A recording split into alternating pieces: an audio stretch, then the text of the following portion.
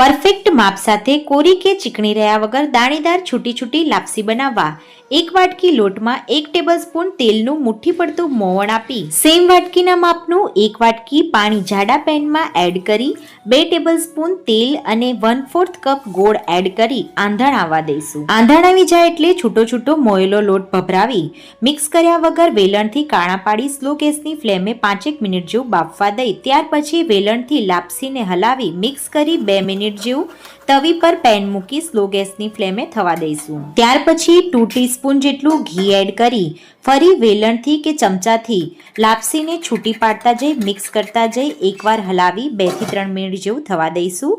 થોડી વારે 2 થી 3 વાર ઘી ઉમેરી આ પ્રોસેસને કરીશું જેથી લાપસી પરફેક્ટ બફાઈને એકદમ છૂટી છૂટી બનશે. હવે ગરમા ગરમ લાપસીમાં દળેલી ખાંડ કે સાકર ચોળી ઉપરથી ઘી સર્વ કરી શુભ પ્રસંગે નૈવેદ્ય કે થાળ ધરીશું.